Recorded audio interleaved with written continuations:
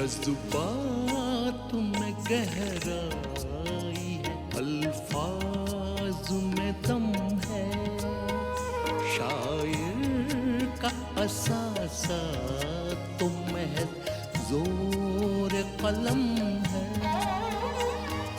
जीने का हुनर सबका जुदा है, तो बयां भी जितना भी सुनो देखो पढ़ो उतना ही कम है, उतना ही कम है। अकबराबाद या आगरा हिंदुस्तान का कदीम शहर है। शाहजहां और मुमताज़ महल की मोहब्बत का लाजवाल शाहकार ताजमहल भी इसी शहर में है। उर्दू के दो अजीम शायर मीर तक़ी मीर और मिर्ज़ा गालिब इसी शहर में पैदा हुए, लेकिन देहलवी कहलाए। एक ऐसा शायर भी है जो पैदा तो दिल्ली में हुआ लेकिन अकबराबादी कहलाया। जी हाँ, वो है नज़ीर अकबर आबादी। नज़ीर हिंदुस्तानी तहज़ीब का नुमाइंदा है, उस हिंदुस्तानी तहज़ीब का जिसमें होली का भी एहतराम होता है और ईद बकर ईद का भी, उस हिंदुस्तान में जिसमें स्वामी राम तीरथ के भी चर्चे होते हैं और ख्वाजा अजमेरी के भी चर्चे होते हैं। बहरहाल नज़ीर का मामला जो है मेरी नज़र में तो ये है कि तासुब से बालातर ठीक हिंदुस्तानी, उसमें ये नहीं है वो नमाज रोज़े का पाबंद भी होगा, वो अपने मज़हब पे यानी उसका सही पैरोकार भी होगा, लेकिन दूसरे किसी मज़हब को बेएहतरामी से या बचश में कम नहीं देखेगा। आगरा की आवामी ज़िंदगी की सही तस्वीरें अगर किसी शायर ने पेश की हैं तो वो नज़ीर अकबर आबादी हैं। चाहे वो पुराने ज़माने के मेले ठेले हों, चाहे अवामी रहन सहन हो, हर चीज़ की सच्ची तस्वीरें नज़ीर अकबर आबादी ने पेश की हैं। नज़ीर अकबर आबादी उर्दू शेर व अदब में अपनी नज़ीर आप हैं। उनका पूरा नाम वली मोहम्मद और तखल्लुस नज़ीर था। नज़ीर 1740 में दिल्ली में पैदा हुए। अभी वो छोटे ही थे कि उनके वालिद का इंतकाल हो गया। नज़ीर की वालिदा बेसहारा होकर आगरा अपनी माँ के घर चली आईं। नज़ीर की परवरिश, उनकी तालीम व तरबियत सब आगरा में ही हुई और अपनी बाकी ज़िंदगी नज़ीर ने इसी दयार में बसर की। नज़ीर अकबर आबादी ने फ़ारसी ज़बान में दस्तरस हासिल की और फ़ारसी के एक उस्ताद की हैसियत से शोहरत भी पाई। नज़ीर उर्दू और फ़ारसी दोनों ज़बानों में शायरी करते थे, लेकिन उनका उर्दू कलाम बेपनाह अवामी मकबूलियत का हामिल बना, क्योंकि उनका उर्दू कलाम अवाम की रोज़मर्रा ज़िंदगी के बुनियादी मसाइल से ताल्लुक़ रखता था, इसलिए सुनते ही या पढ़ते ही दिलों में उतर जाता था। आम लोग गली कूचों में उनकी नज़में गाते फिरते थे। दुनिया में बादशाह है सो वो भी है आदमी, और मुफलिसो गदा है सो वो भी है आदमी, ज़रदारो बेनवा है सो वो भी है आदमी, नेमत जो खा रहा है सो वो भी है आदमी, टुकड़े जो मांगता है सो वो भी है आदमी, ज़रदारो बेनवा है सो वो भी है आदमी, टुकड़े जो मांगता है सो वो भी है आदमी। मस्जिद भी आदमी ने बनाई है आमिया, बनते हैं आदमी इमाम और कुतुबका, पढ़ते हैं आदमी कुरान और नमाजिया,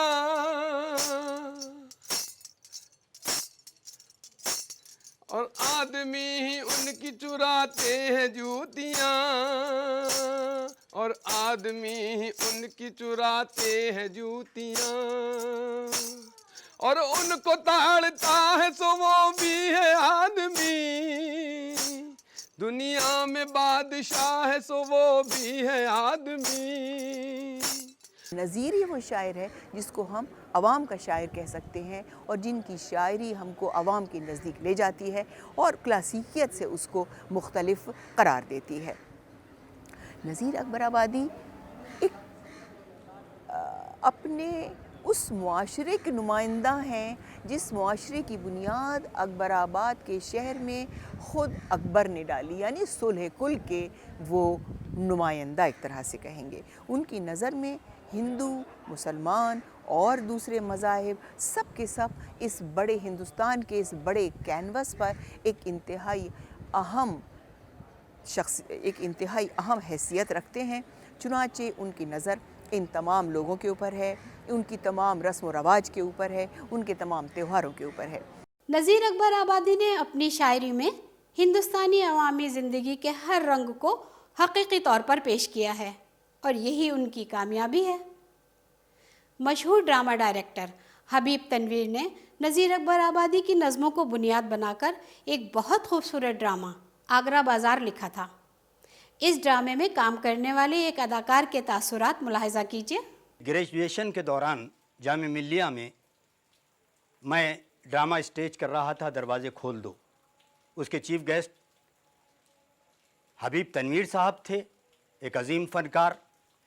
उन्होंने जब मुझे स्टेज पर देखा तो बाद में मुझे बुलाया और कहा कि क्या तुम आगरा बाज़ार में काम करोगे मेरे साथ। मेरे लिए इससे ज़्यादा इफ्तिखार की बाइस क्या हो सकता था कि मैंने उनसे फ़ौरन हाँ कर ली और उन्होंने मुझे आगरा बाज़ार में शामिल कर लिया। आगरा बाज़ार में शामिल होने के बाद जो नज़में उनकी मेरे सामने आईं, तब मुझे एहसास हुआ कि नज़ीर किस पाए के शायर हैं। भरतपुर के राजा साहब ने हमें आपके पास भेजा है। भरतपुर के राजा साहब ने? लेकिन मैं तो फ़कीर आदमी हूँ। भरतपुर के राजा से मेरा क्या ताल्लुक़? हैरानी की कोई बात नहीं। आपकी शायरी की शोहरत राजा साहब तक पहुँच चुकी है, इसलिए राजा साहब ने हमें आपके पास भेजा है। भरतपुर के राजा साहब आपको अपने दरबार से वाबस्ता करना चाहते हैं। ये फरमान और ये नुकरई सिक्कों की थैली भी आपके लिए भेजी है, आपके खर्च के लिए। जी जी जी जी। अच्छा, अब हम चलते हैं, आप अपनी तैयारी कर लें, सुबह सवेरे आपको भरतपुर हमारे साथ चलना है। हम माई जी की सराय में ठहरे हुए हैं, हमारे साथ 3-4 सिपाही और भी हैं। आप कल अलग सुबह सफ़र के लिए तैयार रहें जी। मुँह अंधेरे हमें सफ़र पर निकलना होगा। ज़रूर।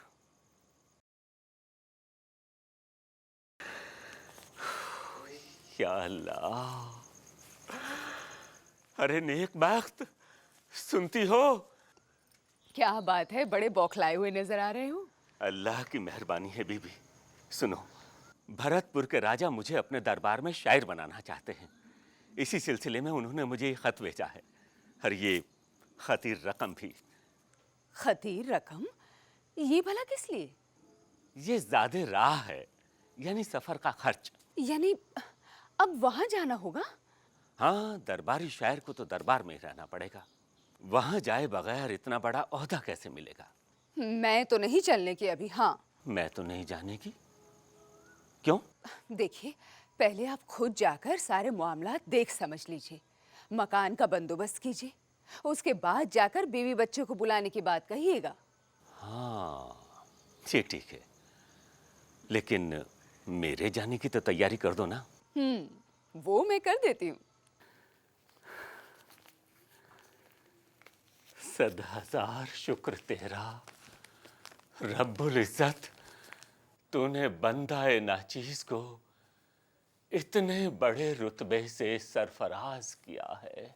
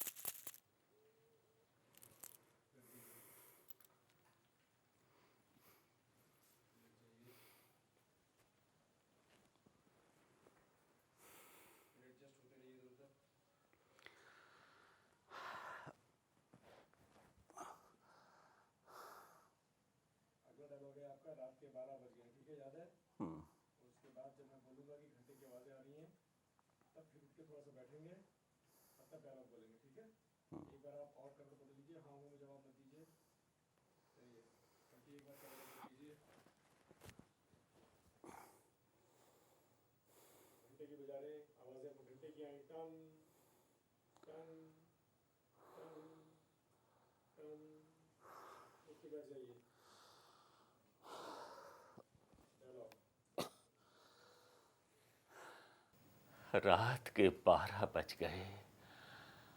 आज मुझे नींद क्यों नहीं आ रही? खुदावंद ताला तेरा लाख लाख शुक्र है, मुझे इतनी बड़ी खुशी पहले कभी नहीं मिली। भरतपुर के राजा का बुलावा आया है।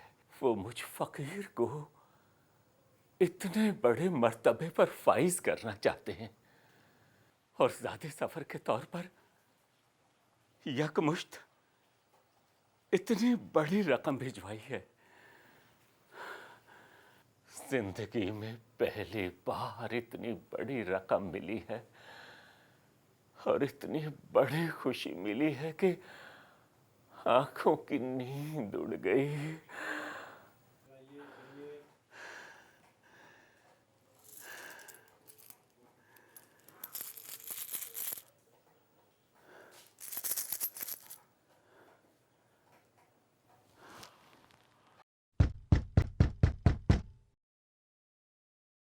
कौन है?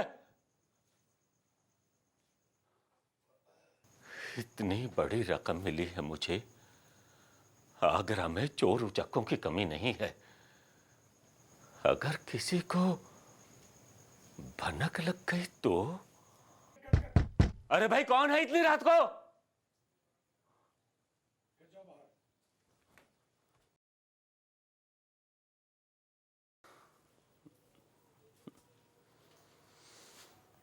तेरे की, मैं समझा था कुछ चोर है।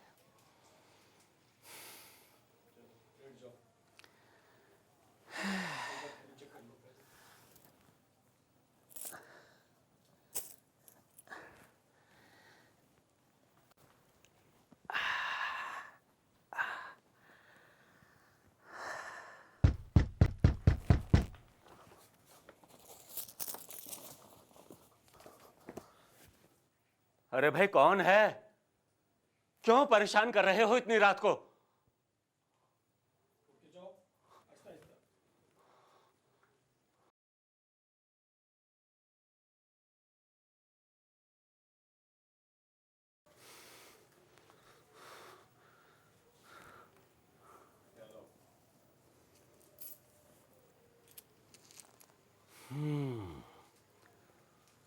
शायद किसी को पता चल गया है कि मुझे इतना बहुत सा रुपया मिला है और वो इसे चुराने के दर पे है।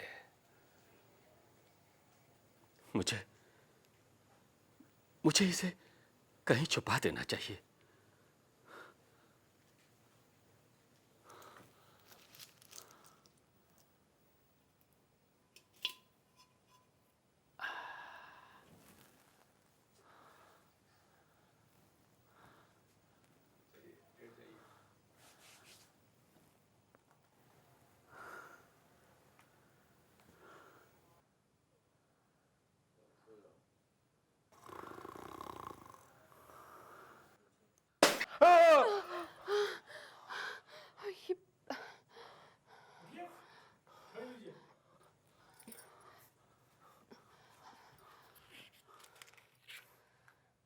क्या हुआ?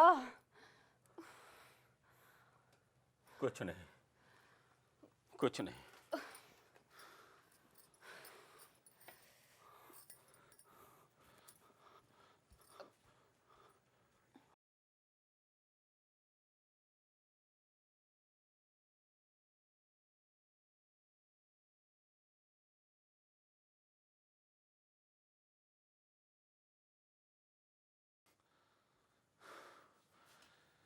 या खुदा, बाहर से तो कोई नहीं आया, फिर ये हांडी कैसे टूटी? खामखा परेशान हो रहे हैं, बिल्ली रानी की करतूत होगी।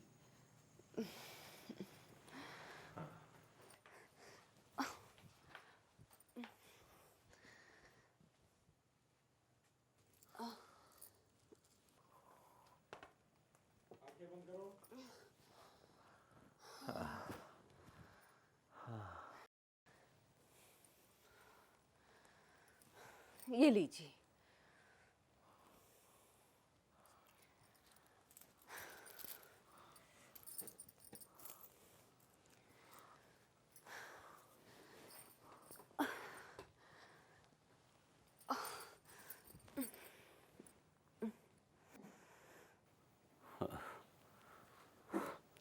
सुबह हो गई।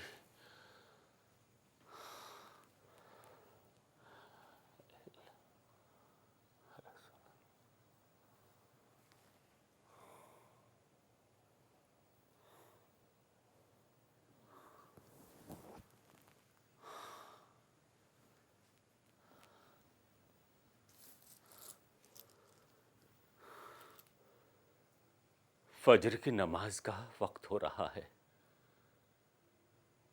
अगर मैं इसे मस्जिद में लेकर जाऊंगा तो सब देखेंगे, सबको मालूम हो जाएगा मेरे पास इतना बहुत सा रुपया है। चोर उचक्के मेरे पीछे पड़ जाएंगे। हो सकता है कोई जालिम इन रुपयों के लालच में मुझे जान से ही मार डाले। नहीं नहीं, मैं इस थैली को लेकर मस्जिद में नमाज पढ़ने नहीं जाऊंगा, नहीं जाऊंगा।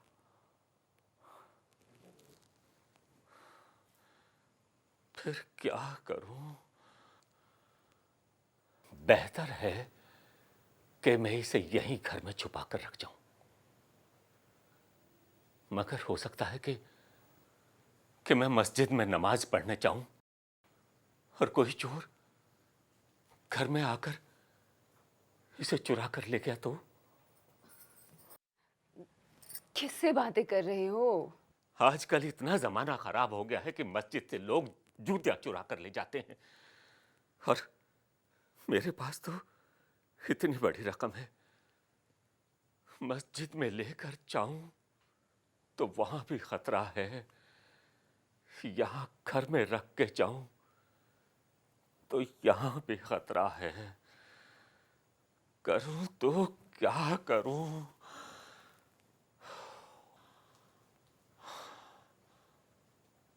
हाँ, यही बेहतर होगा कि मैं आज मस्जिद में जाने के बजाय घर पर ही नमाज अदा कर लूं। घर में अंदर से कुंडी लगी हुई है, इसलिए कोई नहीं आएगा। परवरदिगार है मेरे मालिक, तूने मुझे इतनी शोहरत बख्शी है कि दूर दूर के लोग मेरे नाम से वाकिफ हैं। भरतपुर के राजा मुझे अपने दरबार में जगह देना चाहते हैं। परवरदिगार, मुझे मालो दौलत नहीं चाहिए, सिर्फ तेरी रजा चाहिए। दिल का सुकून चाहिए, सिर्फ दिल का सुकून। मुझे सुकून कल्ब अता कर, सुकून कल्ब अता कर, मुझे सुकून कल्ब अता कर। जनाब नज़ीर साहब। नज़ीर मियाँ, आप अभी तक तैयार नहीं हुए? अरे, आपकी आंखें तो सुर्ख नजर आ रही हैं। क्या आप सारी रात सो नहीं सके? मिजाज तो बखैर हैं? शुक्र है परवरदिगार का, मैं बखैर हूँ, तंदुरुस्त हूँ, लेकिन भरतपुर नहीं जा सकूंगा और किसी भी तरह का कोई ओहदा नहीं ले सकूंगा।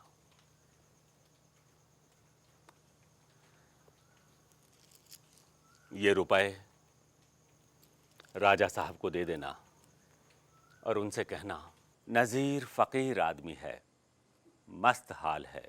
आगरे की रोटी चटनी बोरिया और चटाई पर काने और खुश है। मैं यहीं आगरा में रहकर शेर व अदब की खिदमत करता रहा हूँ और करता रहूँगा। भरतपुर के महाराजा के लिए भी दुआएं करता रहूँगा। दरअसल मैं आगरे की ही खाक में रहना और यहीं की मिट्टी में दफन होना चाहता हूँ। अजय, ये क्या किया आपने? घर आई हुई दौलत को लौटा दिया, इतने बड़े रुतबे को ठुकरा दिया आपने।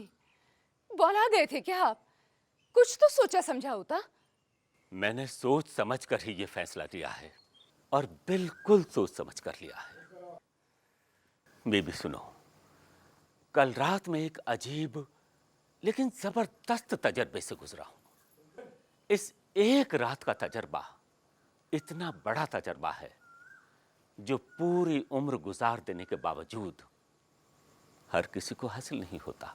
आखिर ऐसा कौन सा तजुर्बा मिल गया रात भर में तुम्हें? ये तजर्बा हुआ है कि आदमी के पास उसकी जरूरत से ज्यादा पैसा आ जाता है तो उसका सुकून और चैन चला जाता है, और जब आदमी को पैसे से मोहब्बत हो जाती है तो उसकी रूह बेचैनी का शिकार हो जाती है।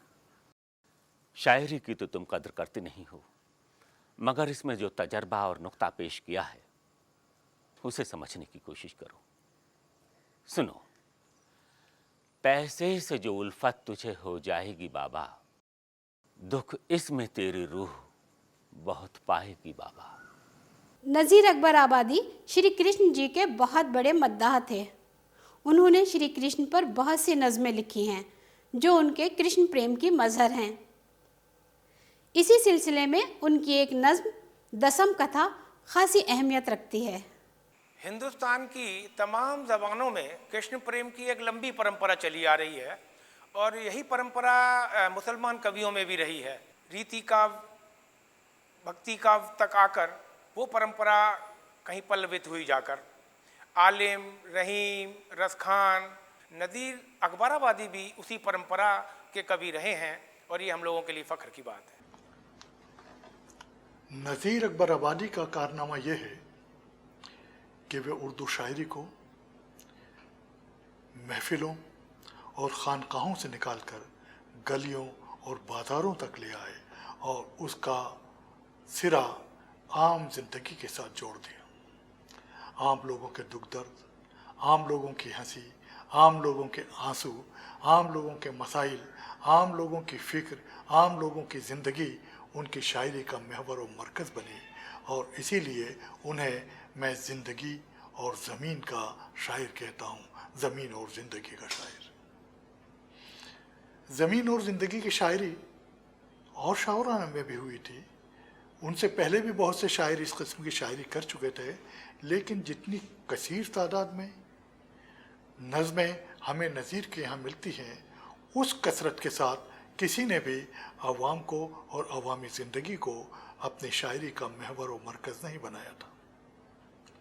नज़ीर अकबरी आबादी की शायरी का मुताला करते हुए हमें हर लम्हे ये एहसास होता है कि वो जिस मौजू पर भी लिख रहे हैं उस मौजू के मुख्तलिफ़ पहलुओं पर मुसलसल सोचते चले जा रहे हैं और मुसलसल उस पर इजहार ख़याल भी कर रहे हैं और उसमें कहीं कोई सेंसरशिप नज़र नहीं आती जैसा कि शायर अपने तौर पर करता है, बल्कि जो उनके जहन में आता चल है वो उसका बेमहाबा इजहार करते चले जाते हैं। और इस तरह से वो अगर बरसात पर लिख रहे हैं तो बरसात के में क्या क्या होता है, महल वालों पर क्या गुज़रती है और झोपड़ी वालों पर क्या गुज़रती है, ये सारी चीज़ें बताना नहीं भूलते। वो जब बुढ़ापे का जिक्र कर रहे होते हैं तो एक रईस आदमी का, एक आम आदमी का और यहाँ तक के एक तवाइफ जब बूढ़ी हो जाती है तो उस पर क्या गुज़रती है उसका भी इज़हार करते हुए वो नहीं भूलते। गोया के ज़िंदगी को भरपूर अंदाज में अपने नज़मों में पेश करने का एक ख़ास तरीक़ा नज़ीर अकबर आबादी को हासिल है और उनकी सारी नज़में तकरीबन ऐसी ही हैं कि जिसमें हमें ज़िंदगी की रंगारंग तस्वीरें नज़र आती हैं। नज़ीर अकबर आबादी की शायरी को उर्दू अदब की तारीख़ का एक मुनफरिद बाब करार दे सकते हैं।